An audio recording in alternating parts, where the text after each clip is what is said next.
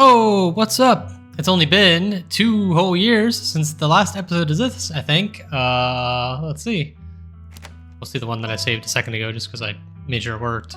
Shit, almost, 2023. So yeah, over 2 years. Whatever, man. Episode 5 finally awaits. What do I remember happened? Reese. Yeah, yes. I don't have to remember what happens. I just need an episode of just give me the full recap. Why not? You guys might not remember. Yeah, the funeral of Perlan Scarlet, your cousin's mother and your aunt, seemed like something you shouldn't ignore, even considering your own late mother's rocky relationship with this side of the family. Welcome to our family's humble estate. I'm Tabitha, the best character in the game. Don't mind me, I'll just be doing important things, unlike every other character. Hey, I'm the person that you had intercourse with on one dark and stormy night. I'm old, and I have a son. The deer has cancer. Old man, shoot gun. And I think I saved old man, right? Oh no. It's the blob. Gretchen. Oh no, Gretchen's leash got torn into the damn darkness. Oh no, and then Pike shows up. I'm old. And magic. Hey, I'm going to bed. I had a hard day doing all the important things in the story. Don't eat my peanut butter or whatever your fucking obsession was. And then get back at sunset. Because bad things happen at night here. Hey, I'm the guy who works in the store. You'll never see me again after you leave the store. Because you're rude. Me, I'm the rude one. Also, I'm old. Hey, I remember my voice. It was a very inappropriate accent. And also, I run the museum. And my daughter doesn't like me. I'm a doctor. And my son, he's gone mad. I'm mysterious, and I write in mysterious text.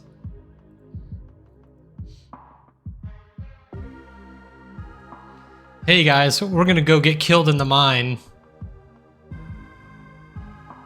Oh shit. The dangerous mine is dangerous. Who's this mysterious man? Wait, it's Kanika! Why is Kanika like... question marks? Oh no. Tabitha, what are they doing in there? That's Kanika though, right? Whatever, man. Maybe they edited her out of the game. She sucked. Oh no, the knockers. My favorite enemy from Shin Megami Tensei, Strange Journey. Get away from the knockers. You don't have the ability to demon negotiate. Oh fuck, the mysterious door. You know, I honestly forgot about the mysterious door. Jay, are you alright? Wait, Becca and Alexis are down there. You can't leave them there. We leave them there. They get crushed. Wait, that's the bad Mexican dad daughter. Tabitha's pissed, even though I didn't do anything. And then now there's some possums. Ooh, I don't remember this lady. Wait, was she like the maid or something? I don't know. I'm sorry you got caught up in that. Yeah, praying for them kids. Oh, hey, there's somebody else that we talked to. I think we had one sentence like, hey, and he was rude to me, and then I said, fuck you, we're never talking again. I'm old, and I'm drinking tea. Oh, it's my lad. He's a big motherfucking boy. I'm Tabitha. You want to hang up my hangout spot? Because I own multiple houses? That's the mayor. That's right. Why do you got a spooky ass fucking pin on your shirt? Oh wait, it's the guy that they make look really bad. They're like, religion sucks, and he's like, I'm just a guy. I'm just a guy that goes to church. Meanwhile, oh my god, it's this guy. I love him so much, but actually he's a demon. Sorry, we're a paladin in this playthrough. Spaghetti and light salad. Why is Kanika a shadow? We're having dinner. We're having dinner, guys. I remember we're having dinner. And he's sad because he's a monster. Hey, I'm a Mexican dad, and also I'm not wearing a shirt. It's my wife beater.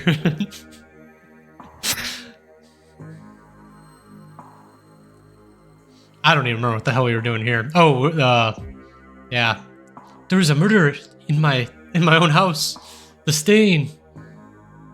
And we went in there and we talked to like the demon, but we're paladins, so we passed the constitution check. And listen, Stella, you gotta get out of here. Oh, Wayne, these fucking shadows stepping through the dimensions.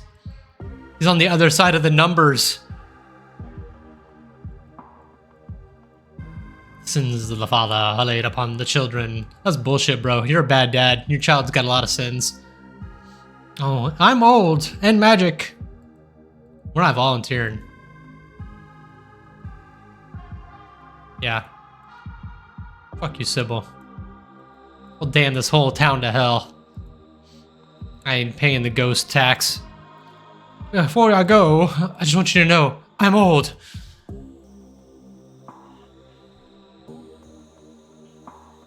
Yeah, I'm in bed.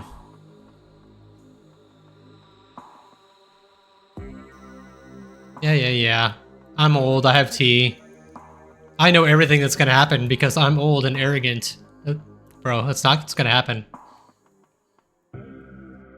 Reese, I don't remember what we're doing out in here. Oh no, enemies, we're surrounded. Barely made it out of the jungle alive.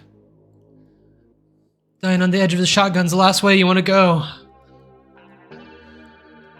Oh, he's growing his rat tail. Watch out.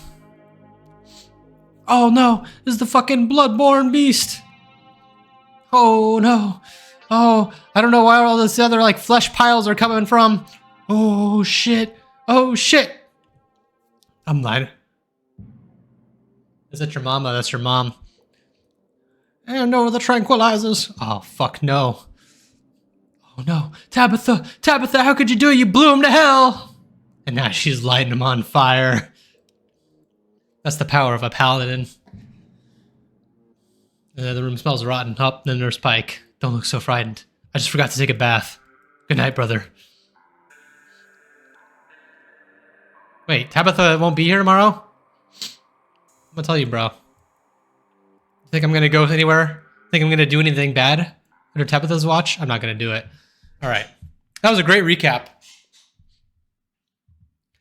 Now it's time to continue our journey.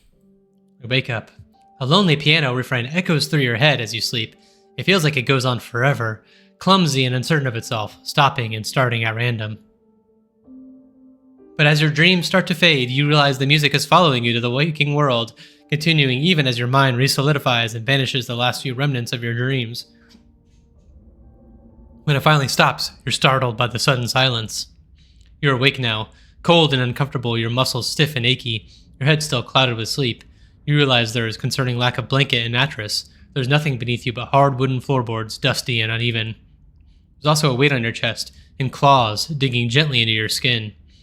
Your heart skips a beat. Oh, it's Booby and Benny. You're greeted by two beady-eyed staring down at you over the twitching nose of the possum that lives in your drawer. The other one is crouched in the corner, eyeing you warily. You're not in your room.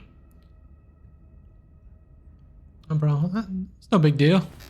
Alright, no big deal. Stand, your legs still wobbly with sleep, the odd tilt of the floor adding to your unsteadiness. The possum clings to your shirt with his tiny claws, holding on for dear life. You must be in the forbidden wing. But no! Tabitha told me not to go here! And judging by the faint scent of the death that still clings to the insides of your nostrils, you didn't find your way here by sleepwalking. You suspect a certain ghoulish veiled man had something to do with your relocation. Small possum finally moves. It carefully makes its way down the length of your clothes, as if afraid it might notice if it moves too quickly. It hastens when it finds solid ground, scurrying to the large opossum in the corner. The two stare up at you, not quite afraid, but clearly more wary now that you've risen to your full human height. Maybe they were watching over you as you slept, or maybe they were hoping you might be lunch. Either way, you're both going your separate ways now.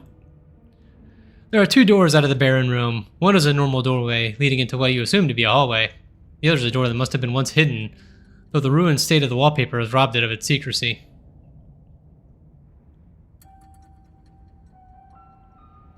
I guess I'll look at the once hidden door. Why not? Doesn't seem to be a clear way to open it besides the brass circle where a handle should be. I'm trying to force the door anyway. Push on the wall, it doesn't budge. Try messing with the metal contraption that stands in place of the door's handle, tugging and jiggling and pushing on it every which way, and still nothing. I'm looking through the hole. You lean forward, peering into the narrow opening of what lies beyond the door. It's your room. Oh. It means you'd be able to slip right back into the safety and rest of the house if you could just manage to find the handle. Hey Tabitha, you there? You all hoping that Tabitha is yet to leave for the mines. Receive no response. Ah, fuck. I'm gonna call her.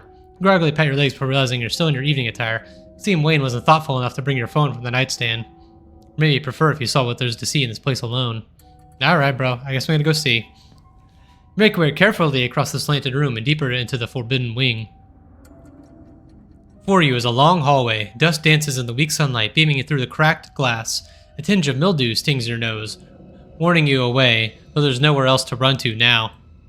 An ornate entryway, its door long gone, breaks the monotony of the faded wallpapers, and a staircase looms at the far end. You can't help but notice the tracks leading up and down the grimy hallway floor, and you aren't surprised to see Wayne's unmistakable large boot prints among their number.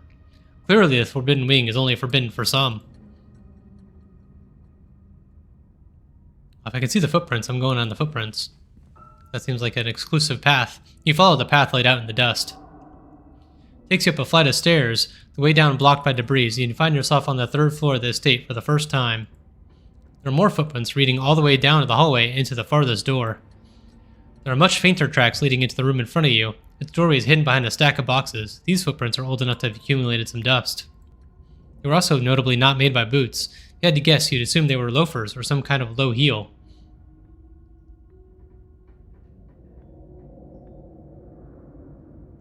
Hold on, okay, so...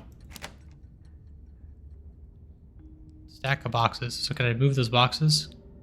The boxes slide out of the way with a bit of elbow grease. You push past them into the room beyond.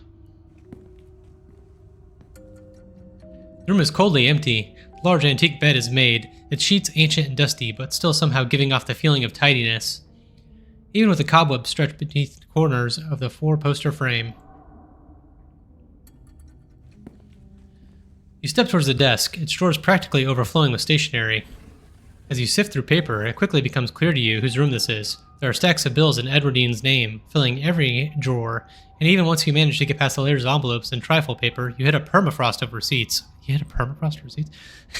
It seems she was doing her best to be meticulous and hold on to any scrap of paper that might be possibly important. But when you reach the bottom drawers, you find something entirely different. Greeting cards, letters, small wrapped packages, some open, some sealed, some crumpled into messy balls. You open one of the cards. Both pages are taken up by a handwritten note. Tabby, hope you're doing well. Not a day goes by that I don't miss you. Hope Perlan treats you to your best Christmas yet. I'm not sure what sort of doodads you're into these days, so I sent a little something that made me think of you. I made sure they were the best shells of the bunch. Not sure how rare any of them are, but they're awful pretty. They've still got that beach smell. And make sure you put your ear up to them. It doesn't compare to the real thing, but it comes close enough. And in case you think that makes me a cheapskate, I made sure to send along a little cash too, so you can get yourself something a little nicer than glorified beach trash. Make sure you get Perlan to take you to the nice toy store, because that's where I'd take you if I was there. If you get the time, I'd love to hear from you. I miss you so much, Tabby, and I'm always thinking of you. You can come out and visit me anytime. I know you've always wanted to see what it's like out east. I made sure to write out my address on the back of this card, just in case you didn't know how to get a hold of me. Been missing you, my incredible, wonderful, amazing daughter. All my love, Dad. Pull another from closer to the top of the pile. Happy birthday, Tabby. It's me again, your old dad. So the big 2-0. I can't believe my daughter is such an adult. In my mind, you're still that bouncy little kid doing cartwheels on the front lawn, telling me what various sounds animals make, like you're the professor of animal noises. I have no idea if you read these, but I'll keep writing them, even if sometimes it feels like I'm writing them to a ghost. I mean, we haven't spoken in almost 15 years. You're a whole human being now, and I have no idea what you're like. I like to think we'd get along, though. As always, my address is on the back. I hope you'll decide to come visit me one of these days. I've got a guest room all set up, just in case. It's always ready for you, kid. I love you, and I always will, no matter who you turned out to be. Love, Dad. There are years and years of these. The bottom drawer is almost entirely unopened envelopes dated from when Tabitha would have been just a kid, all from him. He pocketed a few of the cards. Oh, let's look in the closet.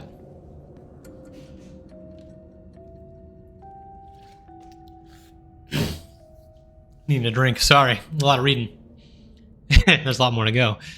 You make your way to the closet. It seems Edwardine kept things nice and orderly, or as neat and orderly as she could, considering the decaying state of the place. You can't help but notice that these dresses look strikingly like the style Tabitha wears. You can imagine Pearl Ann sifting through Edwardine's old trunks of clothes, recycling moth-eaten vintage dresses for her daughter in place of buying anything new. The only thing here besides her clothes and shoes is a box, shoved off to one side. You pick it up. Child-sized overalls, striped shirts, a small pair of trousers with suspenders still attached. One of those little sailor suits boys from the 50s were always wearing. When you pull out the last shirt, a note is revealed tucked away in the bottom of the box in a protective plastic sleeve. It's scrawled in almost illegible handwriting, written in some thick, brown, watery ink that's cracked with age. I am in here too, and I love you. Mommy, oh, okay, there you go. Mommy, I am in here too, and I love you. Your hands tremble, the note somehow making the tips of your fingers feel dirty, even as it sits behind a layer of plastic. You drop it back into the box once again, covering it with the old clothes, shoving it back into the recesses of the forgotten closet where it belongs. Tabitha lore. Finished with the tucked away room, you return to the hallway. Can you just go to the window without doing anything else? You carefully approach the window at the far end of the hall. That sure is a cliff. There was nothing below the window but the tops of distant trees, the ground having crumbled away. The only thing stopping you from plummeting to your death is a straining foundation that still somehow holds this place together. At least for now. Okay, let's go look at the middle room. This place was clearly once a nursery, though no child has been here for a long, long time. The top of the bookshelf is occupied by antique picture books, Dick and Jane, books of nursery rhymes, ancient editions of Grimm's fairy tales. The lower shelves are full of educational materials, from children's encyclopedias to writing practice workbooks. From the sheer number of learning-oriented books on the shelf, you get the impression that the children who lived here were not supposed to be as interested in fun fiction as they were in diction and spelling. But that doesn't seem to have stopped them from making their own fun. You see quite a few books with children's art stuffed in between pages, the corners speaking out, tiny scribbled hands waving at you from their yellow paper. You reach for a particularly doodled-on encyclopedia off the shelf, its pages overflowing. If Daddy plays with me and Marybelle, if my family goes to the zoo, if Mommy and Grandpa took us to work, if me and Marybelle and Mommy, Daddy, and Grandpa have a picnic. Alexandra Scarlet. All are signed with the carefully scrawled signature of Alexandra Scarlet. There's a strange, fantastical element to these pictures. Everyone is smiling and sitting together as any family would in child's drawings. Yet it feels like these are drawn in the same hopeful way a child would draw a unicorn, expressions of some reality that Alexandra could only dream of. There are less joyful illustrations as well. Daddy napping shows their father sleeping in a chair, a bottle of brown liquid conspicuously drawn on the table next to him. The two girls, in which you assume must be Alexander's dolls, hovering in the doorway some distance away. Mommy going to work shows the girls crying in the upstairs window of their house as the mother walks away, an angry frown scrawled on her face. You get the feeling these are more accurate descriptions of the girls' lives. The last picture you pull out gives you pause. There's a new figure here, seemingly drawn behind a barrier. The girls sit on the other side, smiles on their cartoon faces. The boy and the wall. Let's read some writing practice books. Leaf through a few practice workbooks, gently turning the near-crumbling pages. Reasons Mommy should take me and Marybelle to the zoo. 1. We have been very good girls and have not cried for a whole week. 2. Marybelle says elephants are so big and I would like to see one. 3. I think it would be very fun and Mommy would have a good time. These are also the work of Alexandra. You flip to the rest of the book, your eyes unfocused as the many practice sentences and letters copying pages flash by. Something near the back of the book gives you pause. In a section that starts with the prompt, "Today I," Alexandra continues with, "Talked to the boy in the wall. There he is again." Okay. She didn't elaborate on that. She just talked to him.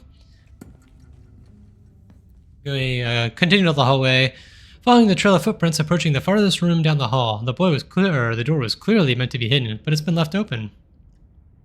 The room is starkly empty, save for a rug and a few candelabras. A lack of dusty old boxes and rotting antiques mark it as distinct from the rest of the cluttered, forgotten spaces you've explored. Oh yeah, I forgot to have mystical too. It pains you to stand in this space. Emotions hung over you, strong, oppressive, and overwhelming thoughts that threaten to fill your lungs. You don't feel death here. You feel something worse. A deeper loss, one that's left a wound that has refused to scar. You can't help but fixate on the carpet in the center of the room. The corner is rumpled as it had been recently moved. And then you're drawn to the curtains on the far side of the room. A small section of tile peeking out from beneath the heavy crimson velvet is out of place against the hardwood floor, a curious and conspicuous detail. I want to do both. Listen. Just in case we can't do both. You cross the room and pull back the curtain. Behind it almost looks like a shower, but in place of the shower head is a meat hook, dangling from the end of a long, sturdy chain. As your eyes travel down the wall to the drain in the floor, you can just make out the rusty stains of what look like long dried blood caked in between the tiles. There's been an effort to clean it up, but just enough was missed that it doesn't escape your attention. Reminds you of something you might see in the abattoir. Oh, now I can move on the carpet. Pull the carpet up, exposing the bare floor and revealing what lies beneath. An ornate ring of sigils have been carved in the floor, 5 along the edges with a 6th in the center. The circle emits a now uncomfortably familiar feeling. You can feel your gaze forced to crawl over every intricate detail of the carving in front of you. The serpents wrapped around the staff give you flashes of the room beyond the morgue, and the darkness that swept through the house once it had been uncovered. The fist and chain make you feel like you're back in the claustrophobic confines of the mind, surrounded by the angry hammering of its memories. The horns have the same nightmarish, dreamy feeling of the world constructed by the furious ghost of Charles Shaw Jr. The others are new to you. Feeling they emit are less intense, giving only vague impressions of what they might be tied to. Golden fields, the mewing of fresh souls, the slithering out from the womb and desperate to be fed. Another that rings like bells in your mind, calling you not towards it, but away from it, pushing you from its threshold and into the darkness. The central symbol is strongest of all. It echoes out across the room, a vast ego proclaiming its dominance. Okay. Continue towards the door on the far side of the room. You exit into a short hallway. There are stairs here leading back down to the lower floors, but there is also another door. It's hanging ajar, many locks and deadbolts along its edge glimmering in the weak morning light. The door from itself is gouged and splintered, evidence that some desperate creature tried to save itself from the room beyond, time and time again. Let's go in. You step forward. This was a prison cell. Everything about this place reeks of neglected humanity. The walls are covered in scratches, legible words mixed in with the nonsense of desperate clawing. The one window set high in the far wall is fitted with a thick pane of glass, as if the iron bars just beyond it wouldn't be enough to hold the imprisoned. Can't help but notice that the doll from your closet sits watching you from the bed, one eyelid drooping. It adds an extra layer of menace to the already deeply unsettling room. Property of Alexandra. The pain radiating from these walls howls through your mind. Whatever lived here lived in constant torment. The etchings on the wall are more than just evidence of the suffering that went on here. Whatever was trapped in these walls was trying to send a message to you or anyone else who might come across it. Your eyes are drawn to the massive, almost letters, dug as deep into the brick as this cell's prisoner could manage, highlighted with whatever pigments were available. It almost looks like a word, but none of the lines meet up, causing you to constantly doubt whether they're letters at all or just lines that fool the eye into imagining shapes that aren't there. Your stomach clenches with nausea as you run your eyes along the deep furrows in the wall. Whatever was in here wanted these words to be known, so you do best to store them away, trying to burn the image of them into your mind, carved deep into the wall, bloody against the filthy brick. And then one final detail grabs you, a metallic glint from the filthy bare mattress, a doorknob. This is what you've been looking for. Was it left here for you? Thanks, Wayne. As you take it, a sound wraps around you. Music. The tinkling of piano keys, played by a clumsy hand, they echo up a narrow staircase at the end of the hall. Let's follow the music, might as well. Come this far, clearly meant to go just a little further. Stairs take you what I assume was once the servants' quarters, a network of cramped passageways hidden away behind the expansive rooms of the estate without so much as a window for illumination. But you persist and descend deeper into the bowels of the Scarlet estate, the echoing piano your only company. Soon enough, you see light again, the sun creeping in through the edges of a nearly hidden door. You're at the end of another long corridor. Its high ceilings and tall windows are almost disorienting as you step out from the cramped, gloomy stairwell. The music echoes mournfully in the vast space, a chorus of wind adding a melancholic harmony as it whips in from the overgrown courtyard outside. That means the locked door to the Forbidden Wing is just down the hall, but you've yet to confront your guide. Sure, finish what you started from the piano player. It's Tabitha will be pissed off though, because she'll get mad. The musician plays on as you move cautiously through the dark and slope, the slope now so dramatic that it feels like walking downhill. Jagged remains of the floorboards jutting out like splintered trees. The flow of notes finally stops as you reach an open doorway to what was once a music room. Wayne stands from the bench of a battered grand piano, turning to face you. So now you've seen it, Jay. He makes his way down the tiled floor, or tilted floor, towards you. A breeze passes by him, carrying the smell from the wound that is his body. I hope you enjoyed the show. He stops just a few paces away, and I trust you understand the implications of everything you've seen. If you aren't careful, put your faith in the wrong people, things could go very, very wrong for you. Let's talk, bro. What's with the dramatics? Isn't this a little theatrical? There were things you needed to see, and I doubt you would have been interested in a private guided tour. Not when I'm the one who would have been giving it. And once I'd help you find what you needed to find, I wanted you to choose to come to me, to know you were truly open to a conversation. Why should I care about any of this? Because it affects you, whether you like it to or not. Do you want to be somebody else's puppet, Jay? I can guide you to where you need to be, but it's up to you to open your eyes. The witch holds some of the final pieces, find her, pry them from her hands, and then everything should start falling into place. Thought feels slippery, you're unable to hold onto it, and holding is painful, like you're gripping onto it in white-knuckled fist. Forced to let go, it fades. Okay. Unless you're already starting to forget about her. Memory is a disloyal thing, isn't it? Physical, easily manipulated. But something being missing from your head doesn't mean it's gone from the world. There's a memory I can't quite hold on to. A thought that almost hurts to think. Keep it in the back of your mind. Try not to let it hurt too much, but don't let her take it from you either.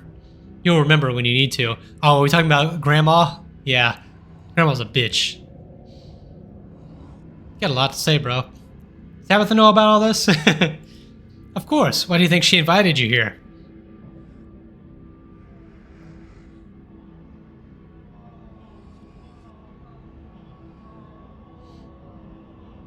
She didn't know me then. It's different now. We've bonded. Do you think a flimsy bond formed over the course of a week will be enough to stop the generations, expectations, and duty that have fallen on Tabitha's shoulders? Do you want to bet your freedom on that bond?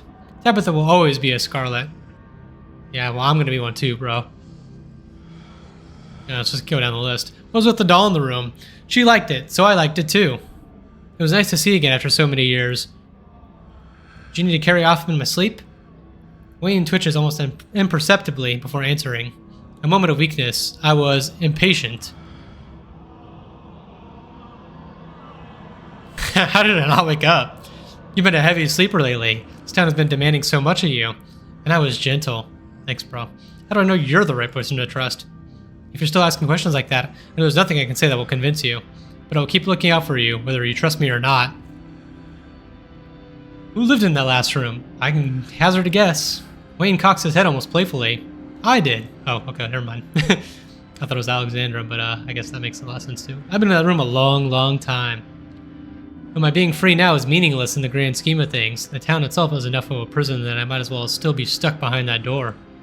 But at least I'm free enough to warn you. What do you mean the town is a prison? I can't leave. No one really can. As it stands now, Scarlet Hollow doesn't like letting people go of its prisoner, or letting go of its prisoners. They may be able to cross the town line, but not without paying a price. That can be changed, though. It wasn't always this way, and it was never meant to be. We can put an end to it. We need to call someone about this. The police. Yeah, bro, that's just a stupid thing to say. Trust me when I say they wouldn't be able to help. Forces at work in Scarlet Hollow run deep. There's no one person they can arrest, no group of people they can blame and do away with. It is beyond the realm of flesh. But I know how to fix everything. I know how to keep you safe for as long as you live. The phrase scrawled on the wall. What was it? Why does it feel bad to think it? I'm glad you noticed. It's a weapon. Hold on to it. Flirt? I want to leave. I've had enough of this place. I want to go home. I'm afraid that's not possible. One way or another, you'll be stuck here. And the more you try to leave, the worse the consequences will be. You'll have to stay and face what's coming, but you won't have to face it alone. Listen. Take a step forward. Wayne doesn't flinch as you approach, but you can sense the trepidation. He seems uncertain of what you're about to do.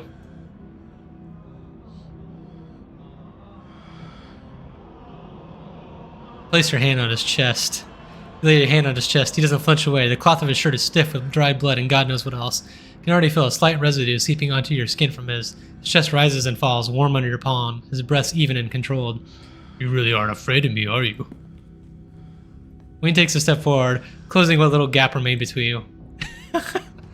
The unsteady floor causes you to stumble back against the wall. Wayne looming over you, his outstretched arm blocking you from escape. There's only him and you, locked in near embrace. I can show you.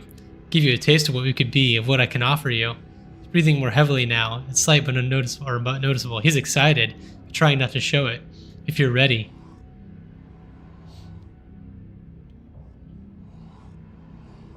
Do it! Wayne stares down at you, bright eyes shining through the veil that flutters slightly with each breath. His other arm reaches up towards your throat. He rests his palm on the nape of your neck. It's warmer than you'd expected, calloused and cracked, his fingers strong as they tighten around you. There's a sudden sharp pain as you've been struck with a pin, unsettling feeling of something squirming. You can't help but try to jerk away from him. Squirming slithers its way up to your throat. His fingers grip tighter, holding you firmly in place. Then it stops. A pleasant numbness starts to spread out from the base of your skull, flowing down your spine, enveloping in a wave of bone-deep serenity. Your surroundings become unfocused, vision swimming as your head lolls to the side, hair standing on end, and a full-body shiver of intense pleasure sweeps across your skin. I hate this. You're vaguely aware that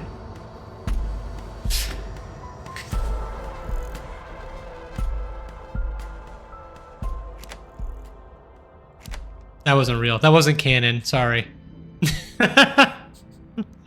For all I know, you deserve to be locked up. This is canon. Does anyone deserve something like that? Have their freedom taken from them? To be robbed of the sunlight on their skin, the breeze, the sky?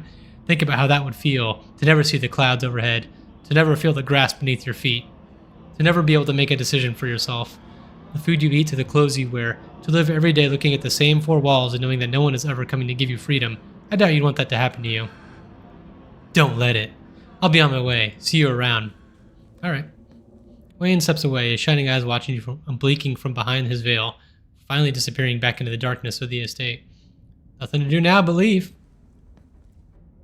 Make your way back to the door where you woke up and slot the handle in the secret door on the wall. Twisting the door pulls back and you stumble through your closet and back into your bedroom, leaning against your door frame, relieved to once again having a sturdy, unslipped ground beneath your feet and moderately clean air to breathe. The city has gotten to you. After the events of this morning, your body burns with a ferocious itch to leave this place behind, to anywhere but here. Leave in a haze, mindlessly grabbing clothes and an uncharged phone, barely even noticing your surroundings as you rush outside. The morning's revelations seizing your body and mind alike with a suffocating grip. The cell, the doll, Wayne's insinuation that Tabitha has known about all this, even more that she has partaken willingly in your family's crimes. Not only that, but she has designs for you. Is it true? Wayne can't be trusted. He's followed you since practically the moment you arrived in Scarlet Harlow. What has he really done for you? You resolved the situation with Elise. You resolved the situation with the ghost haunting the library. Why would you ever trust the intentions of something that feels more like shambling corpse than a man? Especially when that shambling corpse carried you off from the comfort of your bed in the middle of the night. Yeah, for real, fuck that guy. But distrusting Wayne is enough to wholly dismiss the events and discoveries this morning. These aren't the sort of revelations a person just sits on. You have to do something.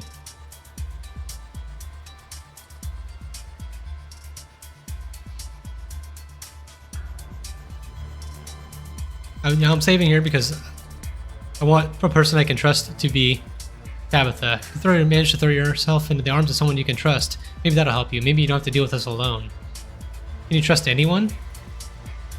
What the fuck is this?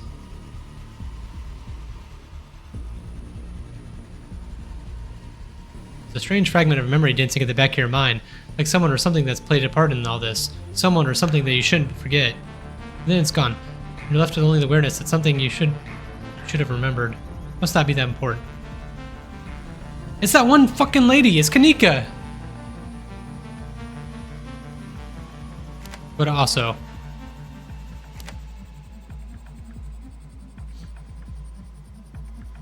time to see my cousin. The events of this morning beg for an immediate conversation. By the time you notice where your legs are taking you, you're already en route to the Scarlet Mines. You stumble down the road, your panicked thoughts directing themselves like a pointed arrow toward your destination. Things will make sense again, just as soon as you get where you're going. That's so true. Once you arrived, you're once again met by the sounds of an angry crowd. The strike, it seems, is raging on, perhaps even angrier than before, bolstered by their increasing number. You don't have to deal with the striking miners if you don't want to. You saw where Rosalina stuck in the other day. That hole in the fence is still there if you feel like being inconspicuous. Yeah, let's sneak past him. Last thing you want to do is bring other people into this right now, especially considering the mania you can see glinting in more than a few pairs of eyes. This crowd could easily get out of hand if you're not careful. Here you are, outside of your cousin's office. The only thing left to do is go inside. Walk up to Tabitha's trailer and knock on the door. Wait for a moment. What is it now? Come in. Enter your cousin's office to find her seated at her desk, shotgun in hand, eyeing its mechanisms with focused intent. You're more than familiar with this firearm. It was only last night you saw your cousin use it to deadly effect. It's time for you to get some answers. God, they are really starting to get on my nerves out there. They don't have a leg to stand on. They know that I can wait them out. I have nothing to lose but the mine, right? Who cares? Let them try to run the damn place and see how easy it is. What am I saying? I'm not that desperate. They're the desperate ones. I'm fine. I'm the boss. So what made you decide to come bother me today?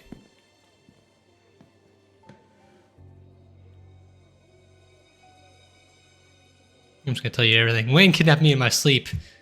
Tabitha, he dragged me off to the Forbidden Wing. I found things in there. He what? But that's...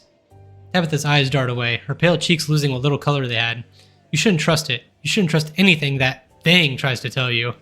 What did you see? What poison did he try to infect you with? I got a lot of stuff to show you. Let me just say, I'd hate to make you upset. I found these letters from your dad stashed away in the drawer. My dad? But why would he... No, you're wrong. He never sent me anything. He's not that kind of person. He didn't abandon you, Tabitha. Someone, I assume Perlan, hid this from you. You slide the cards from Edward Dean's room across Tabitha's desk. He wanted me to visit? There's a glimmer in Tabitha's eyes just for a second, but she blinks it away, anger flooding back in. This doesn't mean anything. Perlan knew him better than I did. She never had a good word to say about him. Not one. It's easy to send letters once a year. It's easy to write little notes and stupid kitschy cards to someone you don't know, pretending it's somebody you care about. But he didn't come back, did he? Perlan was protecting me. She knew what he was really like.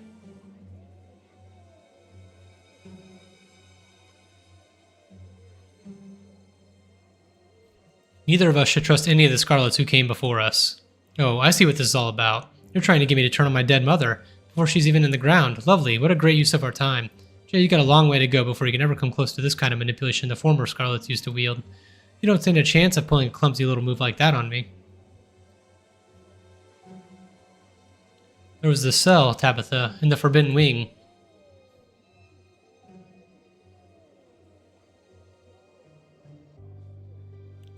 I want to know who was kept there. I want to know what was kept there. I want to know who was kept there. I want to hear it from you. Jay, aren't you tired of all this? Can't we talk about something pleasant for once? All week I've been trying to hold things together, and it just feels impossible. Everybody wants something from me. Everyone is blaming me for things that can't change, things that have to be done. Whatever you found in Forbidden Wing, it's ancient history. Can't it stay that way? Let's talk about Perlan then. What is there to talk about? How much did she tell you about our family's history?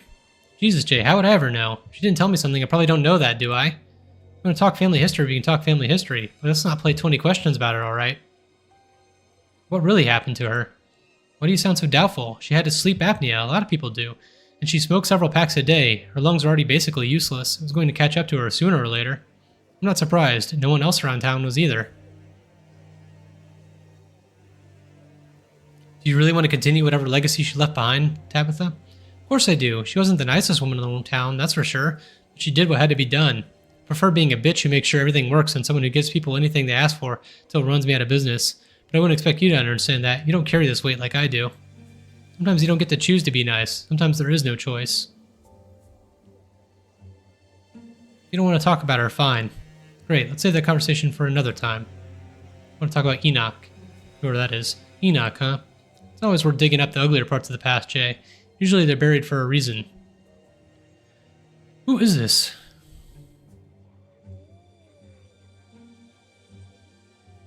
Was there a point in time where someone claiming to be Teddy lived at the estate after the collapse? What happened to him? Yes, not a lot of people know this. I think Enoch was probably embarrassed he got duped. After the collapse, someone claiming to be Teddy showed up in town, trying to edge in on the Scarlet family fortune. That was a much easier scam back then. But Enoch caught on and kicked him to the curb before it could become a problem. That's that. You don't have 9 to manage, right? There's more of a time you plan to take up playing Mancy Drew.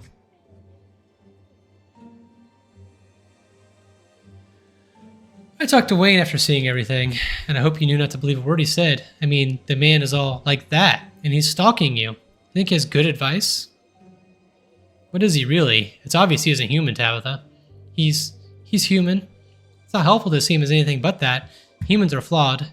They want things, and they'll manipulate people to get those things. They'll say anything it takes.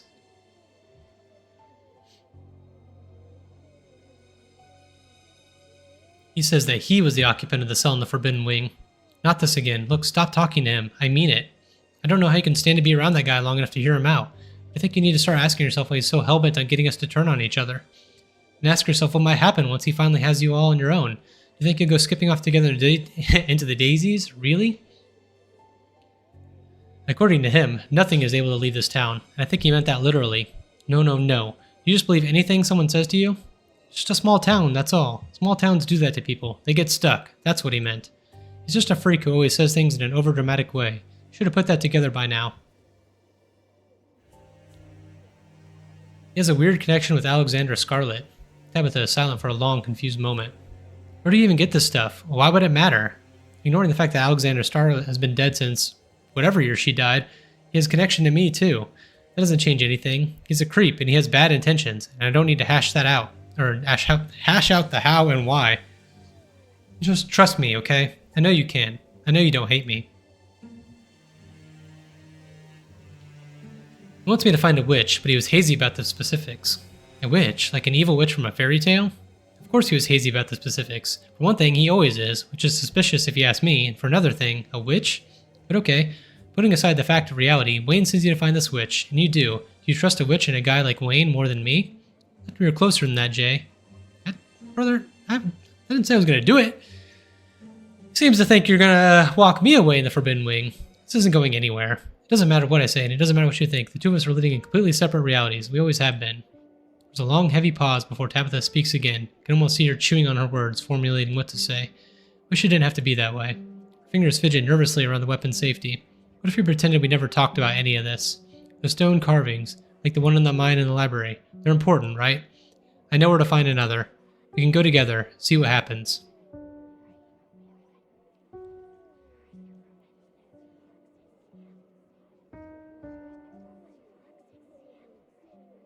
Where are we headed? That old farmer, I think there's one on his land. That's probably the safest bet for now. Come on, we're going. Hell yeah. Leave your cousin's office together. Her usual tense posture has melted into a furtive exhaustion. Look of cornered animal at the end of a hunt, ready to strike out and defend herself with all she has. You start towards her car. You don't make it 2 steps before you're met by an unfortunately familiar face. I'm not sure if you're aware. There's a mob of angry miners at the gate, and they did not make it easy to access the premises. They threw an egg at my car. I'm aware of the situation, officer. Now, if you'll excuse us, we have places to be. So sorry to bother you, Miss Scarlet, but I was actually here to, well, you see, I'm here on police business regarding Jay. Could you speed this up, please? I'm here to apprehend the suspect. The suspect? My cousin. My cousin. Officer, I assume you haven't somehow forgotten who I am in the last 2 seconds. No, ma'am. Tabitha Scarlet, owner of the Scarlet Mines. Of course I know who you are, ma'am. And you must know it wouldn't be a very good idea to test my patience by threatening my last remaining family member with an arrest. Do you know that? Affirmative, ma'am, but I don't serve the Scarlets. I serve this town. Being a Scarlet by blood doesn't protect anyone from the law. Okay, so you're gonna arrest my cousin anyway. On what charges exactly? I'm still investigating the collapse of the Shaw mine the other day, and your cousin is the prime... So you have no evidence? I have plenty of... Officer's radio crackles to life. Franklin, pick up already. We ain't got all day, boy. Sheriff, I'm actually in the middle of a discussion with Miss Scarlet trying to apprehend... Your thug is trying to arrest my cousin on false charges. Everybody, quiet. I don't want to hear it. We got a situation we need you for, Franklin, so get down to the farms pronto. Get ourselves a possible 187 brewing. 10-4. How lucky, officer. Because let me tell you, if you laid a single hand on Jay's head, I would not arrest you until you had your badge in my hand and your ass on the curb. It's a shame we're all headed to the same place. I have business up at the farms. Miss Scarlet, it sounds like it might be a very serious situation. I don't think it's wise for any civilians to get involved. Franklin, quit pussyfooting around. Get up there ASAP. I don't care if somebody comes along. That's the gist of that. Fine. What the sheriff says goes, but bring your cousin. We'll finish this later. I didn't mean to do that. Officer hurries back to his car, leaving you with your freedom preserved, at least for the time being. Hope me doing that means something to you. He says nothing else before walking to her car and motioning for you to follow. You do, slipping into the passenger seat. The two of you ride in near silence, following the sirens all the way out to the farms on the edge of town. Tabitha, ever cautious driver, loses Franklin almost as soon as he turns on the sirens. You can feel something. Your head swims. Your ears ring. There's another stone nearby. Its hold on you growing strong, trying to detach you from the solidity of the car's leather seat beneath you. A tingling at the back of your skull, an urgency, almost like a hand pressing you gently forward with a threat that it might become more forceful if you don't comply. Like something cry it out, and its cause will only stop once you've found it and given it what it needs. The feeling is strange when you try to examine it more closely, contradictory. The cries of a presence that both desires to be alone, yet at the same time needs you in its presence. It's bringing something into this world, and it needs your help delivering it. As you step into the fresh air, you find yourself having to dig your heels in to stop from taking another step forward, your teeth grinding restlessly as you try to ignore the invisible, eager thread tugging at your chest. God damn, that cop drives fast. Hey, are you okay? You're feeling that thing in there, aren't you? I feel it too. Just keep your cool, okay? I'm not sure I can, Tabitha. This one is strong. I haven't felt anything like it before. At least you seem focused enough. Isn't the Scarlets? Great, you killed my son. What the hell are you two doing here? You know this is an active crime scene, right? Yeah, we followed Franklin here. It's complicated. So they all went to that crazy farmer's house, huh? Sounds like it. Once they all got here, they went in with Duke, they being the sheriff and that white deputy, the one with the sunglasses. Then something happened, and there was a gunshot, and this awful shrieking. Weren't no creature I ever heard. That's when the other deputy, the black one, he ran in and shut the door behind him. No one's come out since. Shit. Tabitha, you're not thinking of going in there too, are you? That's why we came here, Joan. Talking is just noise. The words don't matter. There's a humming in your head.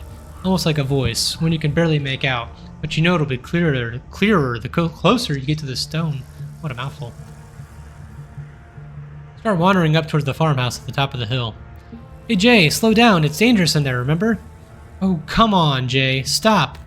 But you continue forward, you barely even notice your hand slipping over the doorknob. It's gonna be alright, Irma. We'll get your boys out of there, I promise. And now you're inside. Not looking so good in here. Sheriff Hugby dangles in the middle of the room, an axe attached to some strange mechanism in the ceiling is embedded in his face, holding up his corpse in an imitation of life. Jesus! Don't move, Doc. This place is a damn death trap. This old guy is really crazy, huh? Who the hell put something like that in their house? Past the body, you can see a giant pumpkin through the door of the garage, cracked open, its guts strewn across the floor, seeds dotted across the hardwood like a trail of breadcrumbs, leading to a basement stairs. What the hell's going on here? Damn it, Derrickson.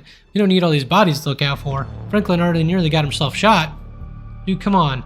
You just refrain from any further interference in police activities. Without my interference, you might have had 2 dead officers to deal with. Now if you'll excuse me. Franklin, how's Bo? You got eyes on him? The officer's voice calls up from behind the wall of roots blocking the basement door. Yeah, he's breathing. We're trying to help. Is that diner kid? I should have known you and Julius have been conspiring, haven't you? What'd you do to my boy? Everybody shut up, damn it. There's no signal in here. I'm going to step outside. No one else had better die while I'm gone. Doctor pulls at the door, but a weave of fibrous tendrils hold it shut. It would seem that the same forces that let you all in refuse to let anyone leave. Are we stuck here? What the hell are we supposed to do now? You already know what to do. Going to the basement. You're vaguely aware that Officer Derrickson is trying to stop you, but he's too nervous to take a step. You reach the basement door and start to claw at the weird, fleshy vines blocking your way. They're strong, but they relent under your touch, welcoming you down below. Who the hell? So you tried to undermine me, witch. I should have known you'd try to find a way around the rules. You've trapped the town. This isn't what any of us wanted. You should nullify the deal before this gets any worse. I'm just unhappy. I didn't think something like this would be so opinionated. But I have a plan to placate it. Who wants a less broken body can have one. Then we'll see if it still feels cheated enough to hold a grudge. It's not too late, Enoch. You can let Eddie have the baby, and your family can go back to normal, happy and unburdened. I'll clean everything up. It could be like nothing ever happened. I'll even leave town. Manipulative hag. That's what you wanted all along, wasn't it? The whole ordeal was just an opportunity for you to have access to it. I know better than have an ounce of power over you, or hand an ounce of power over to you, Verena. Our partnership has come to an end, which I will be continuing on with my business, and you should be grateful that I let you continue on with yours. One of these days, Enoch, someone will be strong enough to do what he's doing. I can wait. I can wait a long, long time. I'm gonna keep waiting. Hey. Everybody still alive? Tabitha coughs. I think I broke something. Yeah, my ribs. Why do you have to wear such heavy boots?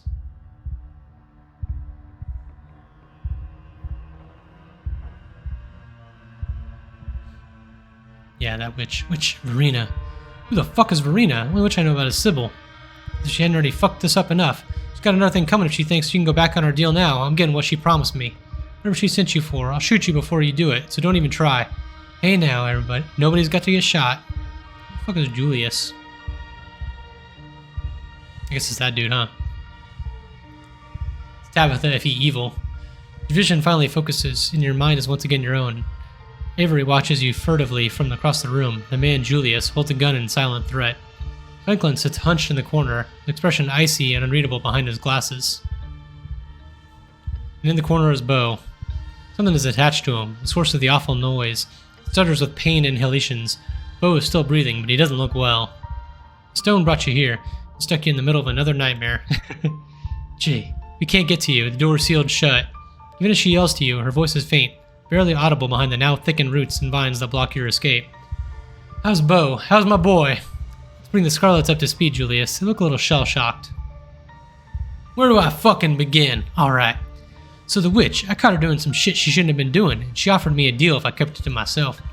Always wanted to raise a boy of my own. God never saw fit to give me the chance. She gave me the means to right that injustice. Only it obviously didn't go quite the way it was supposed to. Calloway's interfered, just like always. Minutes ago I had to hatch him earlier than he was ready, and he came out hungry, too hungry for me to handle.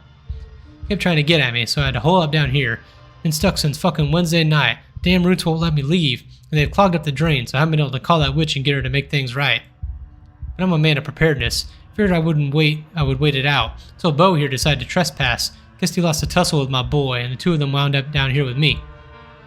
That about sums it up. I guess in the end it's only fair. A son for a son. And birthday ain't ever pretty, ain't it? It's not like it's doing the old-fashioned way as all sunshine and rainbows.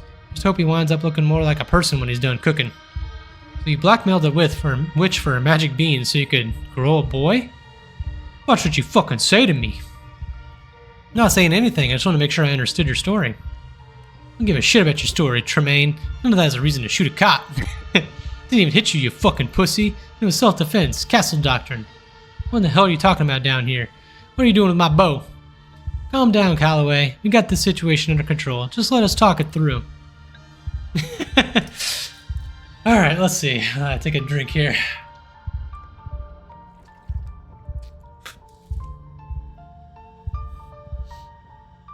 Listen, I'm here on business. Do you know how to contact her, the witch? Of course I fucking do. You think I'm some sort of idiot that makes a deal without some way to get out of it? Not my fault that things went to shit before I could call her up. Fact is, I tried. The only means of contact I got is out that faucet over there. Fed by natural spring water. That's her preferred method of communication, like her internet, I suppose. As you can see, it's currently out of order. My boy's got his meat all in there. Won't be getting a drop out of it till he's calmed down. We'll have your witch as soon as this is all settled. So don't do anything stupid, none of you. Conversation is interrupted by Beau shifting uncomfortably as the creature lets out a guttural moan. That's my boy. Enough of this bullshit. Somebody help me get this axe down. I'm not letting some damn tumor stop me. You sure, Duke? What if it triggers another trap or... There's the sound of something being torn free from wood and hacking at the vine-like tendrils blocking the doorway. No progress seems to be made. Every piece severed, another grows in its place. Both rise as if he can feel it, his face twisting with pain. And in a mirror to his suffering, the house groans angrily as the meat nestled between its walls constricts. It's thing, threatened, it's tightening its squeeze. Duke needs to stop it if he doesn't want his son to die very soon. You gonna bring down the damn house, Duke? A string of desperate curses from upstairs, but the axe doesn't stop swinging. Bo squirms with discomfort. The baby seems to be digging deeper. We gotta use our keen eye. Duke, if you want us to save Bo, you have to stop swinging that axe. It's killing him. Shit. God fucking damn it. The frenetic hacking stops.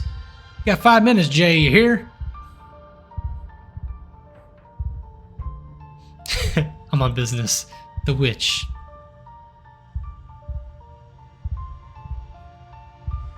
She clearly betrayed you. This didn't seem like what she promised, does it?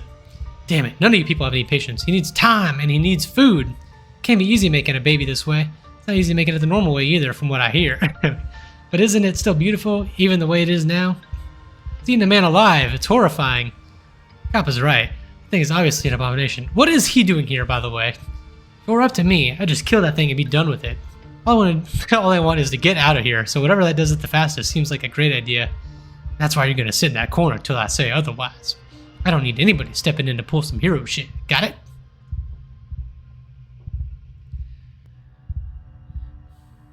What were the terms of this deal you made with the witch?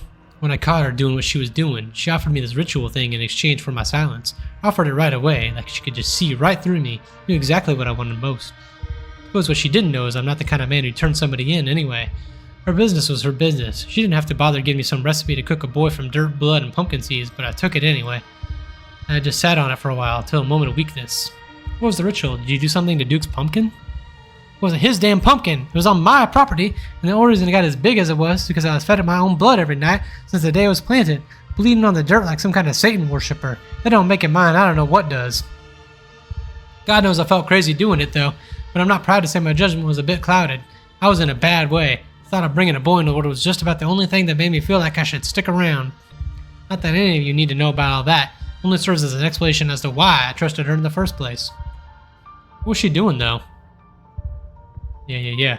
What exactly did you catch her doing that made her make this deal with you? Like I said, I'm not at liberty to discuss. But perhaps it had something to do with that husband of hers and whatever it was he was sick with. Husband, she's married, but she's so young. Young? Do you need glasses or something? That woman's a goddamn crone if I ever saw one. It ain't like she's married now anyway. I've been dead for some time on account of the illness.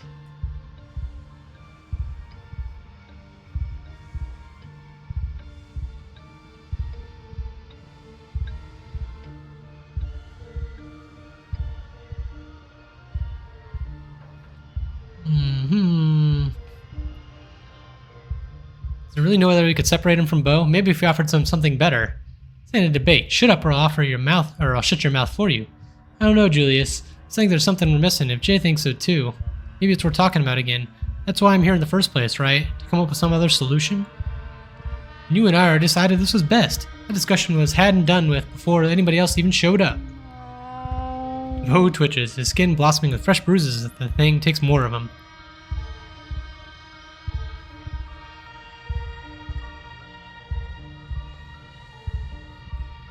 Maybe if we just let Dr. Kelly in here, she can help. We might save Bo without killing your son thing. I don't know if Julius is the one you have to convince.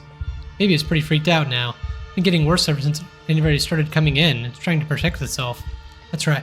My boy's got excellent instincts for self-preservation. So unless he decides to let her come down here, we best leave it be.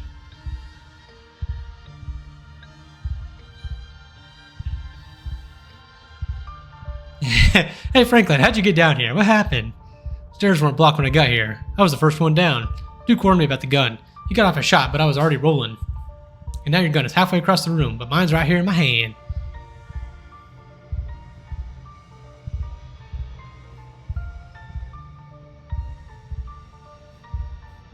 Hey Bo, can you hear me? Are you alive? Where's my daddy? I'm here, Bo. Your mama's just outside. It's gonna be just fine, Bo. The officer's gonna get you out of there and everything's gonna be fine. I don't think I likes it when he talks. Those things under his skin start moving. It looks painful. Everybody should stop asking him questions. Let him die easy. The thing under Bo's skin shift, writhing in imitation of clenching muscle.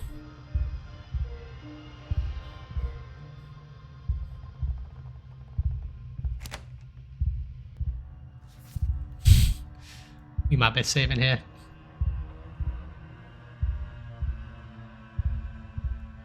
Waiting brings you to your limit, and it brings you past it. I'm past my limit, bro. Move quickly, driving across the small room, scooping up the shears on the floor as you zero in on Bo, and the thing slowly eating its way through him. Hey! The shears come down on the thing, piercing its unnaturally soft chest.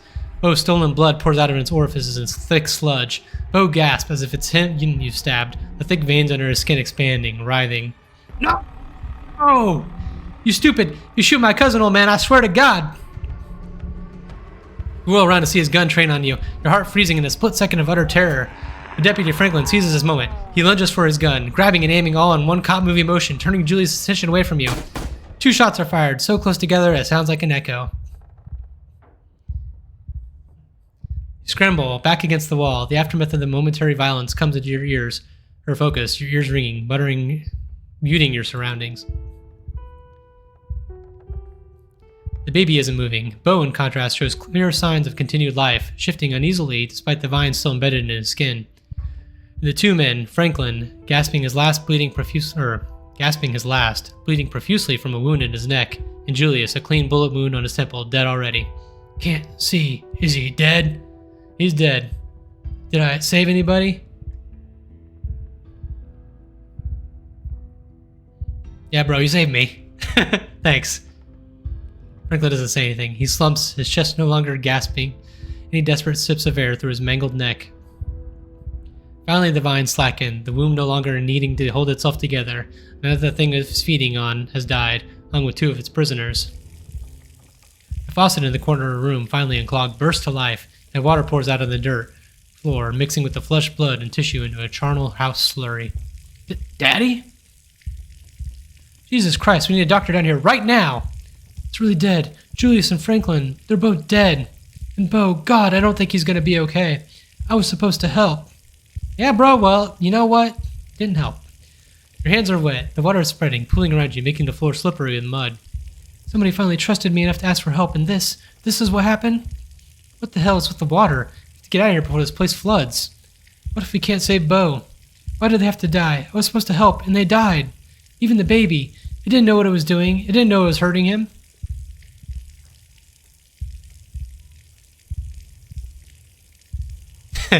Look, I don't know you, but this sucks, and I'm sorry it happened, but what the hell did you think you could do here anyway? No one ever calls me. No one ever asks me for anything. It's like I don't exist sometimes. To have someone ask me to come help them in their moment of need. It made me feel important for the first time in a long time. The water is suddenly much higher. It rises up past your ankles. It was stupid to think that meant I actually was. An important person who would have figured out how to fix this, instead of just watching everyone die. Duke finally manages to push his way through the vines at the top of the stairs. He rushes down the steps, Dr. Kelly following close behind, her eyes wide with horror as the scene in the basement. Oh God! What happened to him, Bo? What have they done to you? Bo, can you hear me? Am I getting a checkup? Sure are, Bo. Stay with me. I'm sorry. I tried. What do you mean you're sorry? What did you have to do with this, you freak? Did you help that rat bastard? Did you lure my boy in here? You all need to stop arguing and get that big guy out of here before it floods. Jay, come on, we're leaving. What are you talking about, Tabitha? But it is flooding up to your chest now. There's no denying it. Do none of you see the fucking water? Tabitha, you didn't hit your head down here, did you? Words are swallowed up as it finally overtakes you.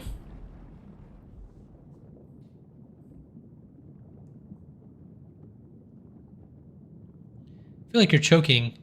There's water in your lungs, or there should be. Your ears are filled with the sound of a rushing current. It's cold and dark, and there are people screaming somewhere.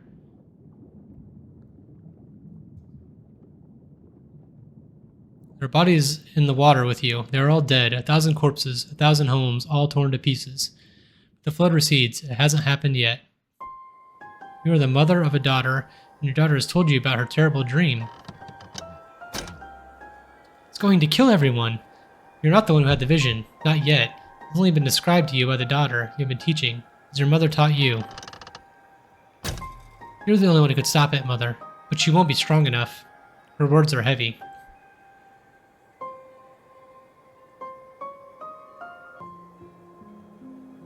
I'll stop it, don't worry. You worry too much. No, Mother, I've seen it. You will try to stop it, and you will die. But there's another path. Take my power. I gave it willingly.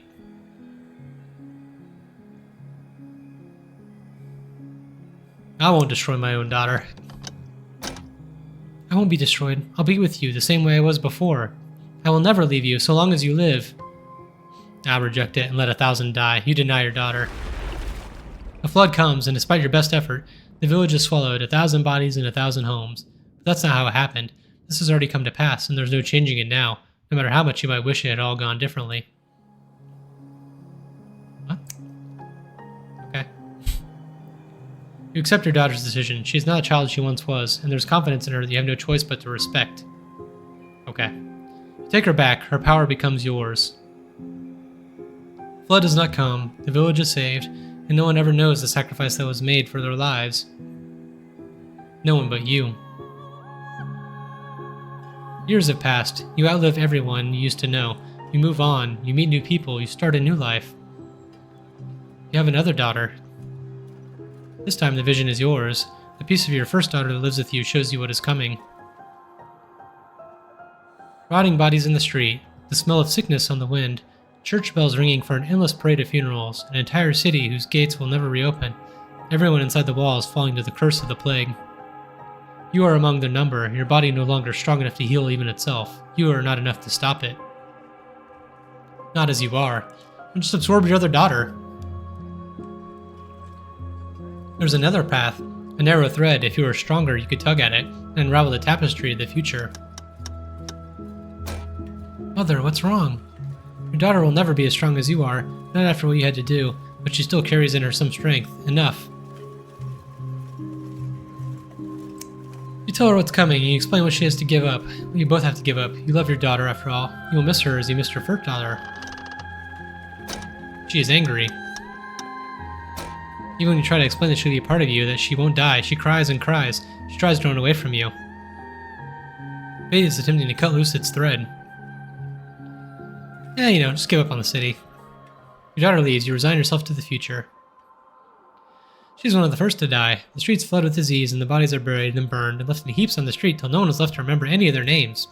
That's not how it happened. You have to do this.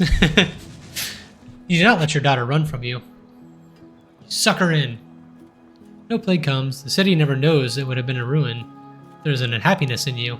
She didn't understand. What you took of her is angry, confused, restless. You have to carry that with you. It is part of the burden of what you are. When no one knows the depth of what you have done, over the years you not escape notice. You find yourself in a capital, a place whose names have changed too many times to count. War is brewing. The eyes of those who hold fate in their hands are on you, their lips asking which threads to pull and which to cut. The tapestry is once again revealed to you. 10 trillion will die! The war rages, and it never stops raging. Bleeding that spans generations, children born to die, decades of pain that leave a raw wound on the world. Or it ends before it begins. The few die for the sake of the many. You can guide powerful hands to crush those that need crushing. You only have more power of your own. You call your daughter, Dia. You raise them differently these days. The disquiet left by the reluctant daughter taught you a permanent lesson. They don't need convincing anymore. They are ready to return to you whenever they need them. I'm just gonna do it just because I've been doing it. You have a change of heart. Cast in sometime. You let her go.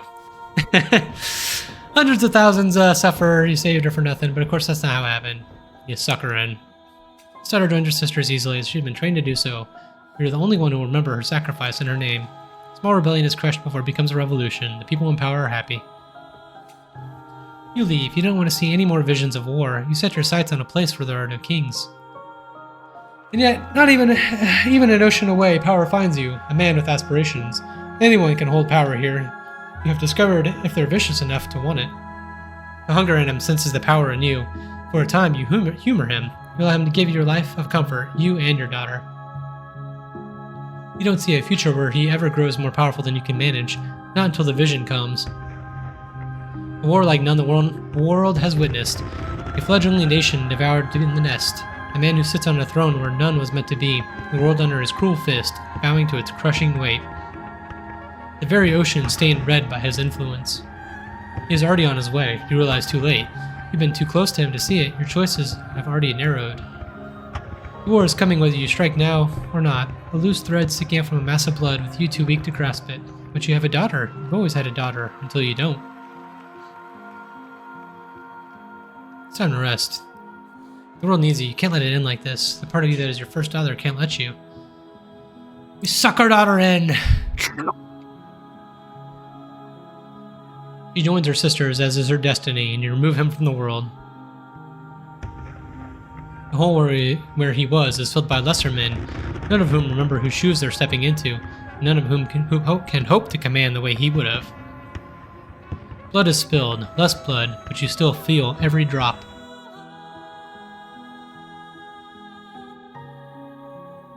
There's a guy outside my house doing a really fucking insane, stupid maneuver. I'm seeing if he does it successfully.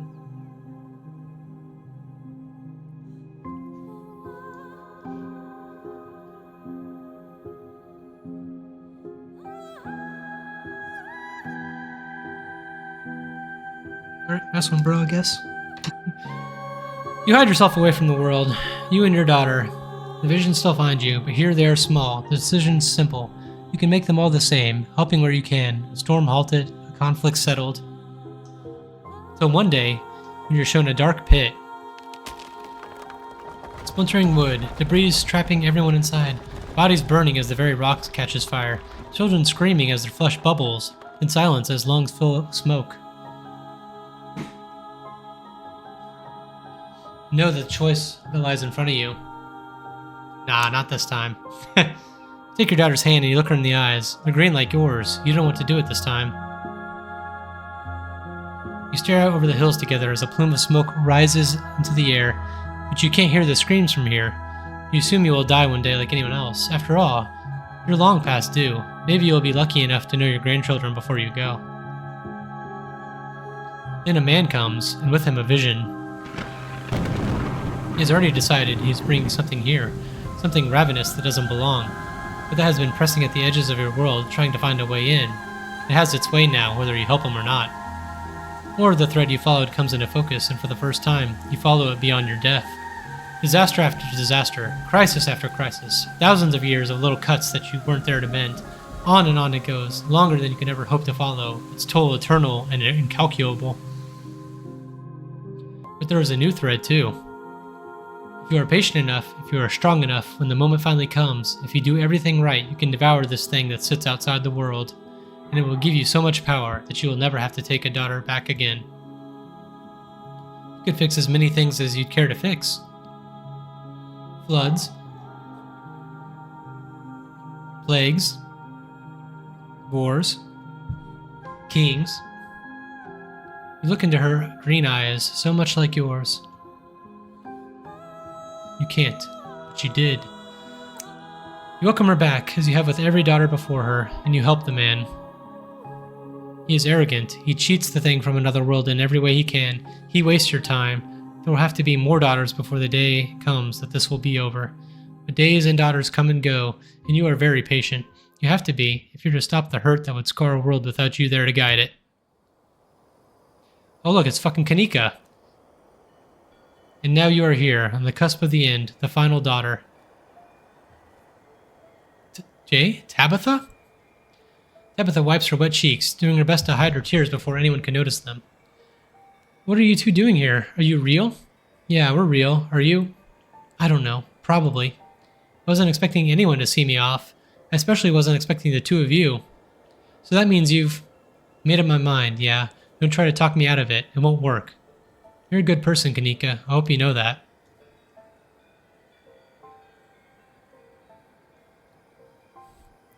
What exactly is she trying to prevent? Do you even know? That thing that Enoch brought, whatever it is, breaking out and causing havoc, and all those disasters my mom would be able to stop if she takes its power for herself. She'd be able to fix the town and make it so people can actually leave again. Hey, don't you want that? We could forget about everything that happened earlier today. Things could be okay between us.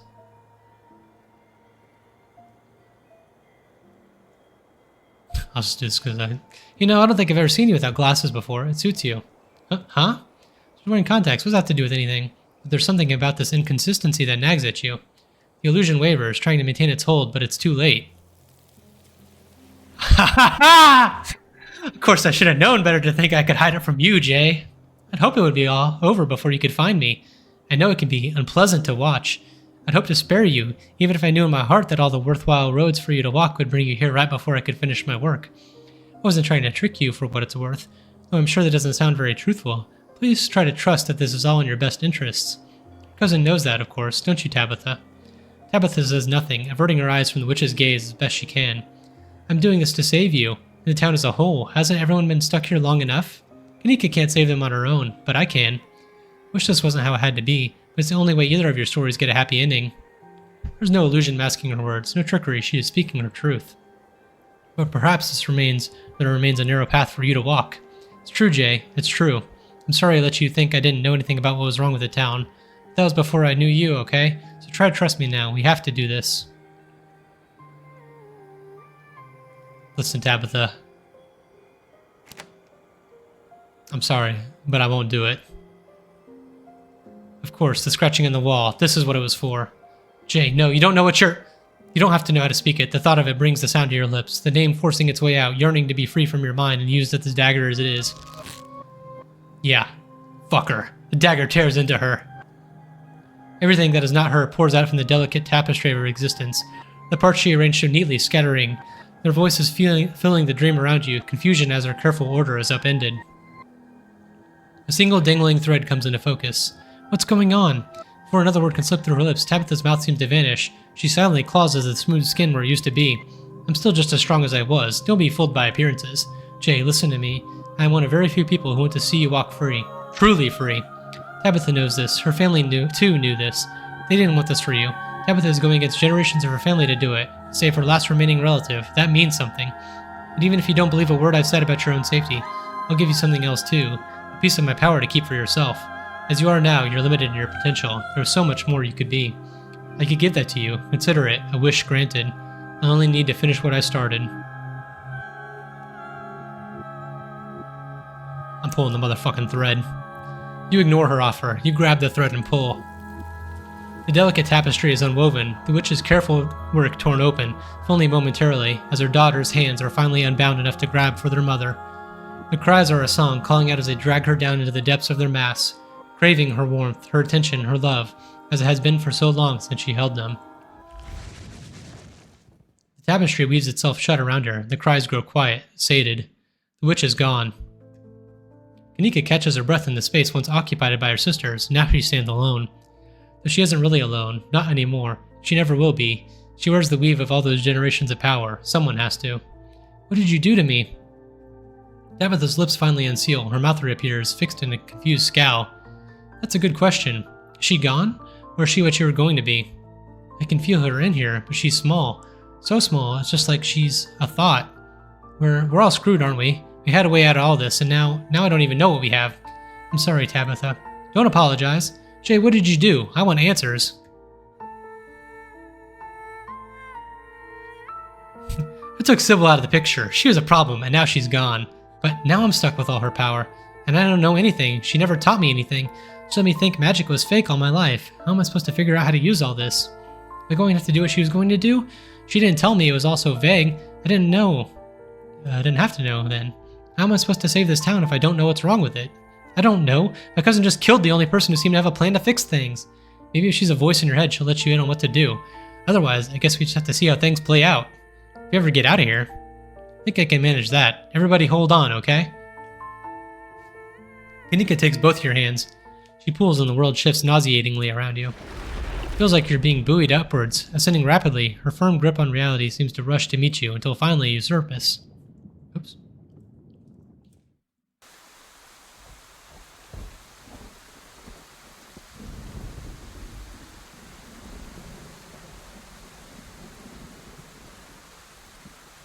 You're outside. It's raining. You have no idea where you are.